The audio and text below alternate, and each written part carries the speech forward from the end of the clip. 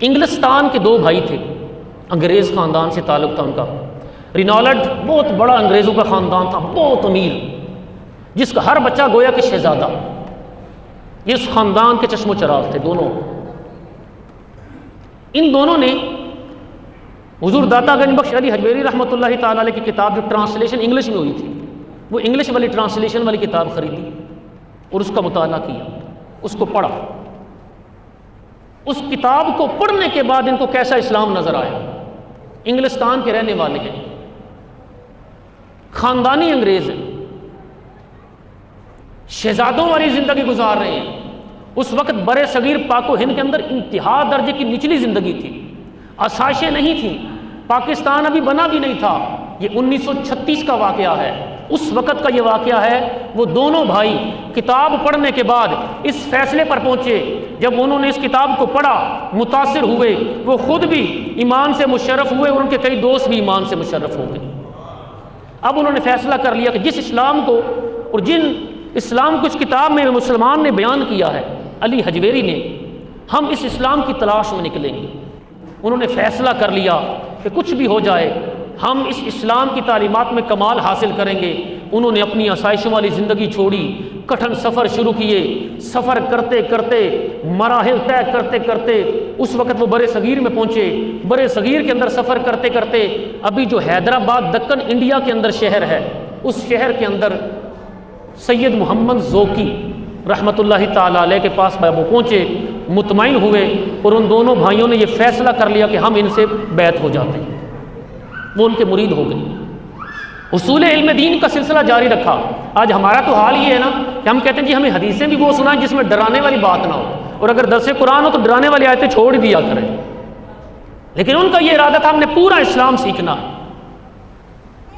اب دونوں بھائی حصول علم دین میں لگ گئے، اکتساب فیض روحانی بھی کر رہے ہیں، قرآن و سنت کی تعلیمات بھی حاصل کر رہے ہیں، حتیٰ کہ یوں کرتے کرتے 7 سال گزر گئے۔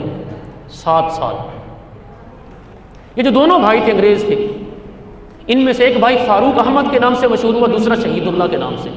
بڑا بھائی فاروق احمد تھا، چھوٹا شہید اللہ۔ ایک کا مزار، ایک کی قبر یہاں داتا صاحب پہ ہے اور ایک کا مزار کراچی میں سخی حسن کے قبرستان میں۔ دونوں انگریز تھے، پیدا انگریز ہوئے، کافروں کے گھر پیدا ہوئے۔ کتاب حضور داتا گنج بخش علی حجویری کی، وہ بھی ترجمے والی، انگلش ترجمہ پڑھ کے اتنے متاثر ہوئے اسلام سے، اتنے متاثر ہوئے کہ انہوں نے فیصلہ کر لیا کہ آسائشیں چھوڑ دیں گے، خاندان چھوڑ دیں گے، پر جو اسلام ہم نے اس کتاب میں پڑھا اس کی تلاش میں ضرور نکلیں گے اور اس کو پورا سیکھیں گے۔ یہ شخص دین سیکھتے سیکھتے 8ویں سال کے اندر، یہاں گرمی بہت زیادہ ہے، انگلستان کے اندر موسم ٹھنڈا ہے، یہ یہاں بیمار ہو گیا، بڑا بھائی اس کا انتقال ہو گیا اور اس کو داتا صاحب کے قدموں میں جگہ نصیب ہو گئی، یہاں اس کی قبر ہے۔ دوسرا بھائی، اس نے اپنا اکتساب فیض والا اور دین سیکھنے والا سلسلہ جاری رکھا۔ 18 سال تک وہ لگا رہا اسی کام میں۔ 2-4 دن بچوں سے دور رہنا پڑے نا تو چیخیں نکل جاتی ہیں، پورا خاندان چھوڑ کے آنا، وہ بھی اس دین کے لیے جو دین خاندانی طور پر ملا ہی نہیں ہے۔ ملا تو عیسائی دین تھا خاندانی طور پر، ایک نیا دین جس کے لیے صرف ایک کتاب پڑھی، وہ بھی علی بن عثمان حجویری کسی رائٹر کی کتاب جو ہے بھی مسلمان، لیکن ایسا ان کو اس کے اندر اسلام کا جذبہ اور کچھ ایسے پردے ان پر اللہ نے ظاہر کر دیے کہ انہوں نے نہ صرف خود اسلام قبول کر لیا بلکہ دوست بھی اسلام کے دائرے میں داخل ہو گئے۔ اب وہ جو دوسرا شخص 18 سال تک اکتساب فیض کرتا رہا، دین حاصل کرتا رہا۔ 18 سال کے بعد اسے بیعت و خلافت کی اجازت ملی۔ پھر 18 سال کے بعد جب بیعت و خلافت کی اجازت ملی، پھر ایک عرصے تک اس بندے نے جو انگریز پیدا ہوا، کافر پیدا ہوا، لیکن اسلام کا کیسا فیض اس کو اس بارگاہ سے ملا، اللہ رب العزت نے اپنے محبوب کے صدقے اور حضور داتا صاحب کے صدقے اسے کیسا فیضان عطا کیا۔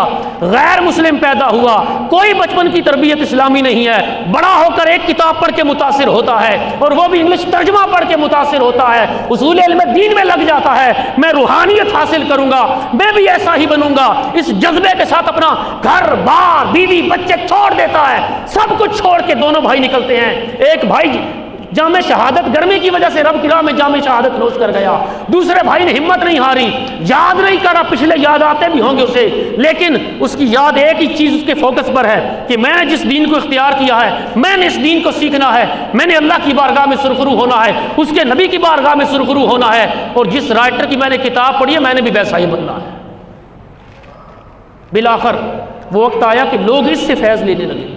ایک عرصے تک یہ خود فیض لوگوں کو دیتا رہا, اور اس کے بعد جب ان کا انتقال ہوا شہید اللہ, تو یہ جب انتقال کرتے تو ان کا مزار شریف کراچی میں ہے.